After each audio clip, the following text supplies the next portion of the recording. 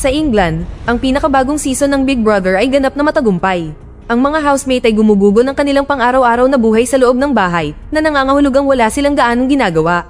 Sa TV studio, abala ang crew sa paghahanda para sa eviction night kaya hindi nila napanood ang balita. Nagkaroon ng kaguluhan sa London at maraming tao ang namatay. Di nagtagal, ang lungsod ay na-quarantine at walang sino man ang pinapayagang pumasok o umalis sa lugar. Sa kalsada sa labas ng lungsod, sinusubukan ni Rick na tawagan ang kanyang kasintahan, si Kelly, ngunit hindi ito sumasagot. Sa sandaling iyon, napansin niya ang mag-asawang may kasamang bata na humihiling na makisakay, kaya itinigil niya ang kanyang sasakyan. Bumalik sa studio, isang party ang ginanap at maraming dating housemate mula sa totoong palabas ang dumating. Ang balita ay patuloy na nagsasalita tungkol sa kaguluhan sa lipunan at ilang uri ng impeksyon, ngunit walang nakikinig. Nakatanggap ng tawag ang producer na si Patrick mula sa dalawang special guest na nagpaalam sa kanya na hindi sila makakarating dahil sarado ang lahat ng kalsada. Sinigawan lang sila ni Patrick at sinabing pumunta pa rin sila. Inihinto ng driver ang sasakyan nang makita niya ang bumanggang sasakyan sa malapit. Tumingin siya ng malapitan at laking gulat niya nang matuklasan ng patay na biktima na papalapit sa kanya.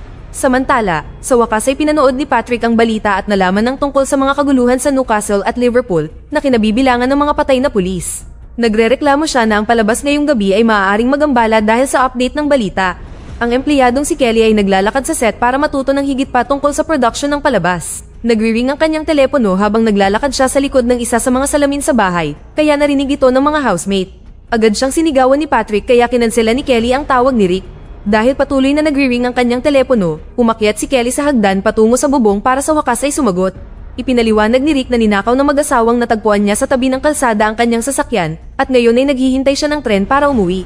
Sinubukan ni Kelly na ipaliwanag na abala siya at hindi pwedeng makipag-usap, kaya tinihayag ni Rick na alam niyang niloloko siya nito kasama ang mga katrabaho dahil sinusubukan niyang makakuha ng mas mataas na posisyon sa network.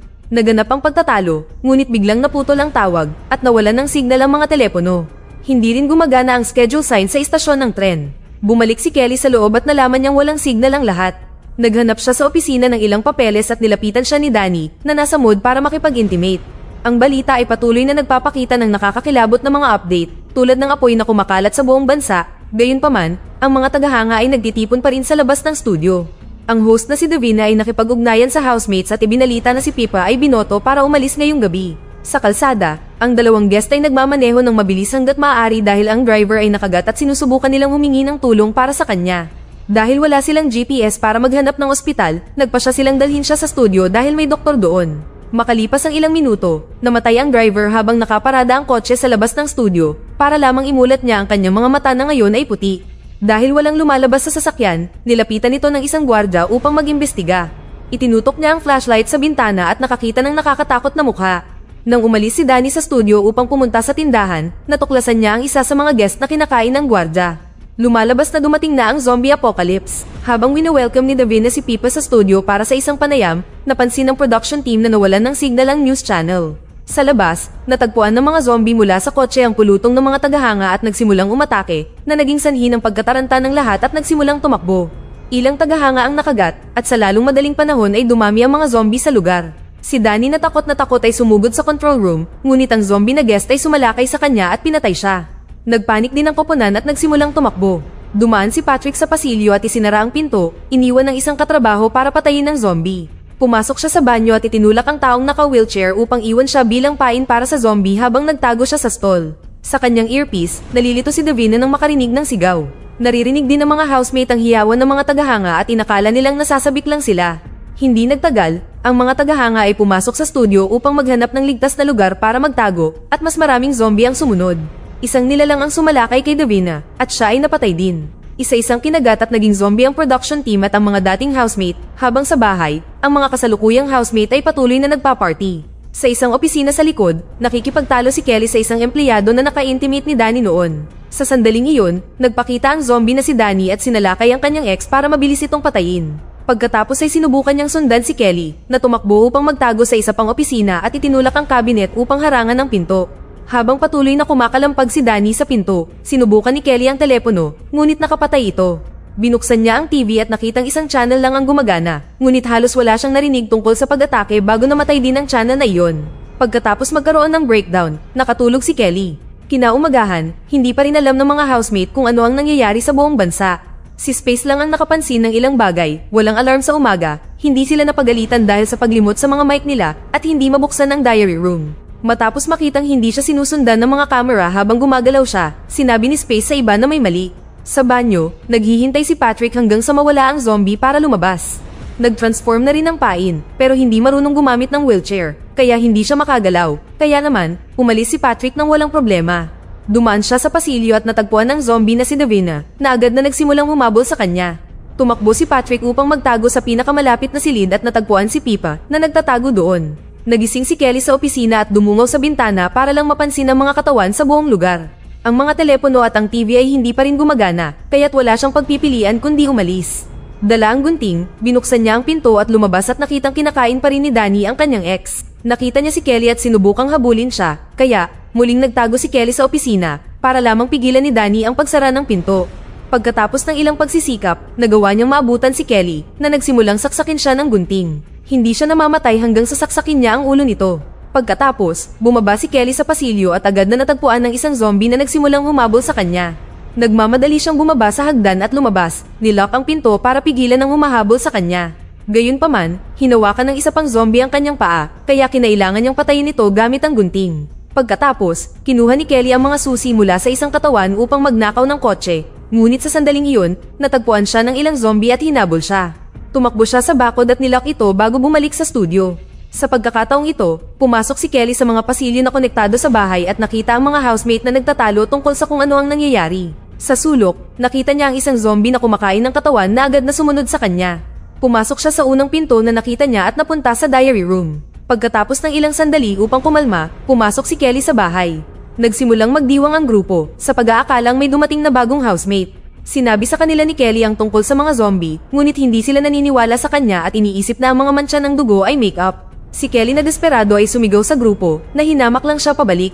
Hinawakan ni Marky ang emergency exit para asarin siya at nagbanta si Kelly na sasaksakin siya.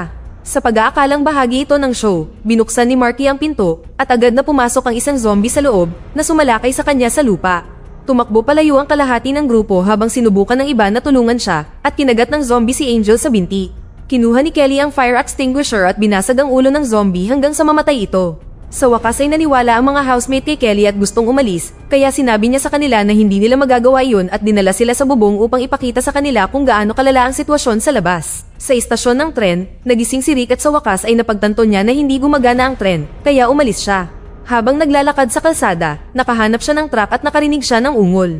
Agad na nagsimulang humabol sa kanya ang zombie, at tumakbo si Rick hanggang sa makarating siya sa bayan, kung saan siya ay nagtago sa loob ng tindahan.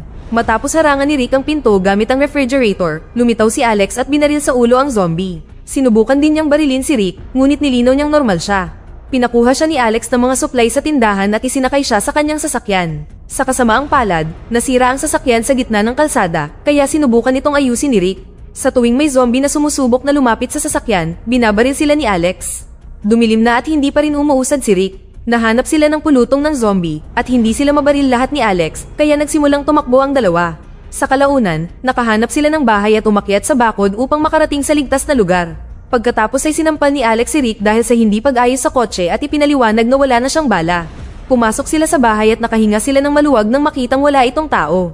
Sa opisina, pinagtatalunan ni Patrick at Pipa ang bawat maliit na bagay. Kumain at uminom si Patrick mula sa party table at patuloy na dumidighay para lamang inisin si Pipa. Nang kailanganin niyang umihi, ginamit niya ang basurahan. Pagkatapos makaidlip, sinuri ni Patrick ang pasilyo, ngunit naroon pa rin ang zombie at kinailangan niyang isara ang pinto. Ang takot ay nagpasakit sa kanyang tiyan, kaya siya ay nauwi sa pagdumirin sa basurahan. Sa bahay, nilinis ni Kelly ang bituka ng zombie at inalis ang katawan. Pagkaraan ng ilang oras, nagsimulang magpanik si Angel. Gusto siyang patayin ni Kelly bago siya mag-transform, ngunit tumanggi ang iba, kaya kinumbinsin niya ang mga ito na ilipat man lang siya sa greenhouse. Habang tinatali si Angel, ipinaliwanag ni Grayson na siya ay nurse, ngunit kailangan niya ng mas mahusay na mga supply upang matulungan siya. Sinabi ni Kelly kay Space at Marky na may malapit na supermarket na maaaring mayroong mga kailangan nila. Masyadong delikado ang paglabas, ngunit kung hindi, mamamatay sila sa gutom. Pumunta sila sa bubong, at gumawa si Space ng ingay na epektibong nakakuha sa atensyon ng mga zombie na nagbigay sa kanila ng ideya. Si Joplin at Veronica ay ipinadala sa bubong upang gumawa ng maraming ingay sa pamamagitan ng pagsigaw at paggamit ng mga kaldero. Nang magambala ang mga zombie, ang tatlo ay umalis sa likod na pinto. Sina Space at Kelly ay nakarating sa kotse, ngunit natagalan si Marky sa pagsara ng gate at nakita ng isang zombie. Binalaan siya ng mga housemate sa bubong at tumakbo si Marky ng mabilis hanggat kaya niya, nagawang sumakay sa kotse upang tuluyang makatakas. Sa kanyang pagpasok, tumama ang piraso ng metal sa kanyang braso. Makalipas ang ilang sandali, nakarating sila sa supermarket at nanatili si Space sa kotse habang pumasok ang iba. Naghagis si Kelly ng lata para magingay, ngunit walang lumitaw na zombie, kaya nagsimula silang maghanap ng mga supply. Samantala, gulat na gulat si Rick nang matuklasan na nasa TV pa rin ang transmission ng Big Brother, ngunit isang camera lang ito, kaya wala siyang makitang sinuman. Nakahanap si Alex ng French broadcast sa radyo, ngunit ang tanging salita na naintindihan niya ay shelter. Sa market, nakita ni Space ang sasakyan ng pulis na dumaan at sumigaw upang makuha ang atensyon nito. Tinutukan siya ng baril ng mga opisyal na sina Bob at Den, ngunit ibinaba ito nang makumpirma nilang hindi zombie si Space at nakilala pa siya mula sa palabas. Sa loob, nakakuha ng sapat na mga supply sina Kelly at Marky at naghanda para umalis, ngunit aksidenteng may nalaglag si Marky at ang ingay ay umakit ng dalawang zombie. Naganap ang habulan at nagmamadali silang umalis sa gusali. Nang makita ng mga pulis ang mga zombie, nagpaputok sila at agad na bumagsak ang isa, ngunit nagawang atakihin ng isa pa si Bob bago ito nabaril ni Den sa ulo. Nang mapansin ni Den na nakagat si Bob, hindi rin nagdalawang isip si Den na patayin siya. Napansin ni Den ang sugat ni Marky sa braso at inakala niyang nakagat siya, kaya naghanda siyang barilin ito. Gayunpaman, kinuha ni Kelly ang baril ni Bob at binaril si Den sa binti. Isang zombie ang lumitaw sa likuran nila, kaya kinuha din ng tatlo ang baril ni Den at tumakbo para sumakay sa kotse para makatakas habang pinapatay ng zombie si Den. Bumalik sa bahay, si Veronica ay naliligo, kaya pumasok si Joplin sa pasilyo ng production at pinanood siya. Gayunpaman, alam ni Veronica kung ano ang ginagawa niya at ininsulto siya, kaya lumayo siya. Sa greenhouse, desperado si Angel na gumalaw, kaya naawa si Grayson sa kanya at kinalagan siya. Pagkaraan ng ilang minuto, namatay siya. Kinuha ni Grayson ang gunting, handang saksakin siya, ngunit sa sandaling iyon, nagising siya bilang zombie. Makalipas ang ilang segundo, nakita ni Veronica si Grayson palabas ng greenhouse na dumudugo ang lalamunan at sinubukan siyang tulungan, ngunit ang zombie na si Angel ay lumabas din at hinarap siya. Pinagmamasdan ni Joplin ang lahat ng ito mula sa loob ng bahay at isinara ang pinto. Matapos ang ilang pagsisikap, nagawa ni Grayson na itulak si Angel sa pool. Bilang zombie, hindi marunong lumangoy si Angel at sa makatuwid ay hindi makalabas, kaya naisip ni Joplin na ligtas upang pumunta kay Veronica. Di nagtagal, namatay si Grayson at naging zombie din, kaya bumalik sina Veronica at Joplin sa loob at isinara ang pinto. Gusto ni Veronica na patayin ng mga zombie o hindi makakapasok ang iba sa bahay. Sinabi ni Joplin na hindi niya kayang lumaban, kaya sinampal siya ni Veronica. Pagkatapos ay hinampas ni Joplin ng salamin upang magambala si Grayson, pinahintulutan si Veronica na buksan ang pinto at tinawag siya. Nang sumugod si Grayson, ibinato ni Joplin ng kumot sa ibabaw niya at paulit-ulit na sinaksak ni Veronica ang kanyang ulo gamit ang kutsilyo. Sa parking lot, pumasok ang kotse at nagmamadaling isinara ni Kelly ang gate bago sila masundan ng mga zombie. May zombie na sa loob, kaya binangga siya ni Space at tumalon pabalik si Kelly. Pagpasok nila sa loob, nakita nila si Angel sa pool, kaya binaril siya ni Kelly sa ulo. Pagkatapos ay tumawid ang grupo sa sala at lumitaw sa camera, kaya natuwa si Rick nang makitang buhay pa si Kelly. Sinuri ni Alex ang gate at nakita niya ang malaking pulutong na humaharang dito. Iginiit ni Rick na gusto niyang makasamang muli si Kelly at hindi nakinig kay Alex nang ipaliwanag nito kung gaano kadelikado. Habang tumitingin sa likod bahay, natuklasan ni Rick na ang bahay ay may akses sa ilog at may bangka. Ang ilog na iyon ay konektado sa paligid ng TV studio, kaya gagamitin ni Rick ang bangka upang makarating kay Kelly. Sa una, nagreklamo si Alex na ito ay kabaliwan na ideya, ngunit sa huli ay nagpasya siyang sumama. Habang naglalakbay sila sa ilog, nakita nilang naharang ng gate ang daan, kaya umalis si Alex sa bangka at nauna upang buksan ito. Sa sandaling iyon, isang zombie ang tumalon sa kanya mula sa likod at sinubukan ni Alex ang kanyang makakaya upang labanan ito. Matapos itong itumba, sinimulan niya itong hampasin ng palakol hanggang sa ito ay mamatay. Hinanap siya ni Rick at nalaman niyang nakagat si Alex. Ibinigay niya kay Rick ang palakol at pagkatapos ng huling paalam, pinatay siya ni Rick. Ipinagpatuloy niya ang kanyang paglalakbay ng mag-isa at nang maubusan ng gasolina ang makina, kinailangan niyang magsagwan. Maya-maya, pumunta si Marky sa bubong at pinagbabaril ang lahat ng zombie na papalapit sa bahay.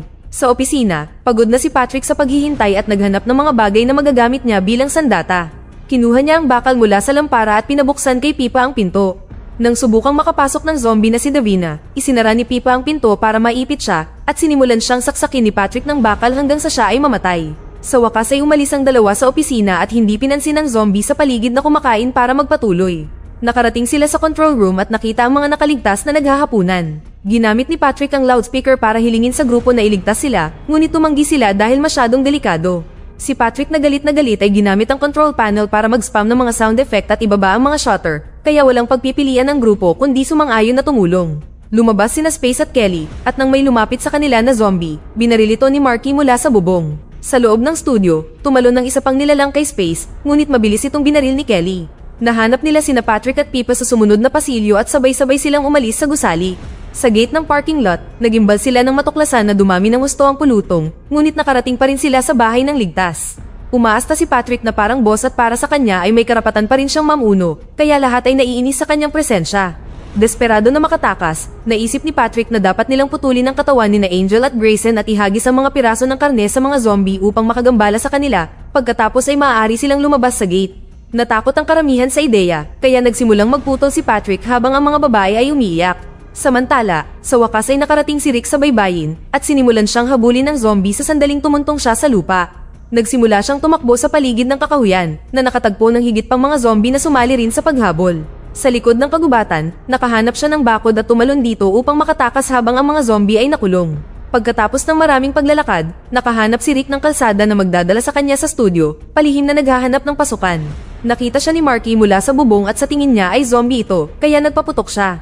Tumakbo si Rick upang magtago habang sumisigaw na siya ay normal na tao, ngunit hindi tumitigil si Marky sa pagbaril hanggang sa patigilin siya ni Kelly. Tumakbo siya para buksan ng pinto sa likod at pumasok si Rick. Ngayon ay muling nagtagpo ang mag-asawa sa isang halik.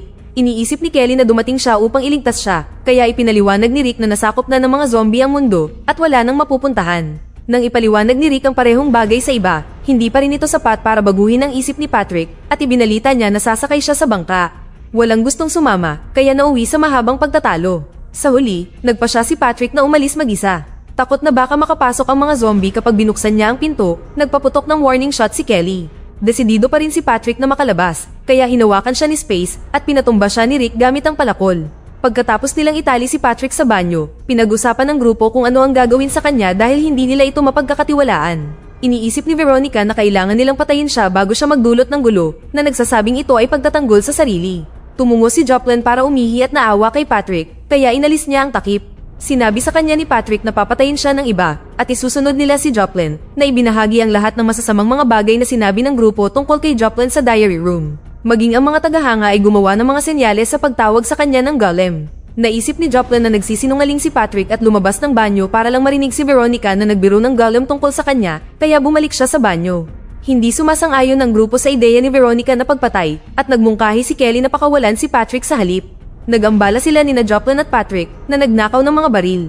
Hinuli ni Patrick si Kelly habang kinukuha ni Joplin ang tinadtad na karne at ang mga susi ng kotse. Umalis sila sa pamamagitan ng likod na pinto at sinusundan sila ng iba. Nang makarating si Joplin sa sasakyan, inilapag niya ang mangkok ng karne at aksidenteng nadulas dito. Ginamit ni Rick ang paggagambala para umatake, para lang barilin ni Patrick. Tinakpan ni Kelly ng mga kamay ang sugat, ngunit namatay pa rin si Rick. Sumakay si Joplin sa kotse at nagmaneho patungo sa gate, napilitan si Patrick na kunin ang karne at patakbong sumunod sa kanya. Kinuha ng galit na si Kelly ang nahulog na baril at pinaputukan si Patrick, ngunit masyado siyang nadala ng emosyon upang bumaril ng tumpak at naubusan ng mga bala. Sa sandaling iyon, binuksan ni Joplin ang tarangkahan at pumasok ang pulutong, mabilis siyang pinatay. Ang mga nakaligtas ay tumakbo pabalik sa bahay at isinara ang pinto nang hindi hinihintay si Patrick. Sinubukan niyang ihagis ang karne sa mga nilalang, ngunit madali nila siyang natalo at napatay din siya. Ngayon, kumakalampag sa mga pinto ang pulutong at maaari nilang masira ang mga ito sa lalong madaling panahon. Napansin ni Space na nawawala si Pippa at hinanap siya para lamang mapunta sa control room. Nang makipag-usap siya sa iba sa mikropono, hiniling ni Kelly sa kanya na ibaba ang mga shutter. Pinindot niya ang tamang pindutan at epektibong pinrotektahan ng mga shutter ang mga pinto. Sa kasamaang palad, natagpuan ng mga zombie ang pasilyo ng studio at ngayon ay nagtitipon sa mga bintana at salamin ng bahay. Binalaan ni Space ang kanyang mga kaibigan, kaya hiniling ni Kelly sa kanya na buksan ang diary room. Sa kasamaang palad, bago mahanap ni Space ang tamang pindutan, lumitaw ang mga zombie sa malapit. Nakipagpunyagi siya sa ilang zombie para itulak sila at tumakbo para isara ang pinto. Sa sandaling iyon, ang iba pang kalahati ng pulutong ay sinira ang mga bintana at pumasok sa bahay, mabilis na pinatay sina Marky at Veronica. Habang ipinagtatanggol ni Kelly ang kanyang sarili gamit ang palakol, napagtanto ni Space na siya ay nakagat, kaya tumakbo siya pabalik sa control room at sa wakas ay binuksan ng pinto sa diary room na nagpapahintulot kay Kelly na magtago doon. Pagkatapos, napansin ni Space na napapalibutan siya at ang isa sa mga zombie ay si Pippa. Sinabi sa kanya ni Kelly na dahil patay na ang iba, siya ang nagwagi sa season na ito ng Big Brother. Gusto niyang buksan niya ang sumunod na pinto para makaalis siya at tumanggi si Space dahil sa pulutong na naghihintay sa kabilang panig. Gayunpaman, sinabi ni Kelly na hindi siya maaaring manatili doon magpakailanman at nangako na lalaban siya. Binuksan ni Space ang pinto at sumisigaw palabas si Kelly. Kinaumagahan, ang bawat tao sa grupo ay naging zombie, kasama na si Kelly. Ang kanyang blankong titig bilang zombie ay nai-broadcast sa Big Brother channel sa buong bansa. Dito na nagtatapos ang ating kwento. Sana ay nagustuhan nyo. Mag-subscribe na kung hindi ka pa nakasubscribe, pindutin na rin ang notification bell at like button upang matulungan ang channel, at mag-iwan na rin ng komento. Maraming salamat sa panonood.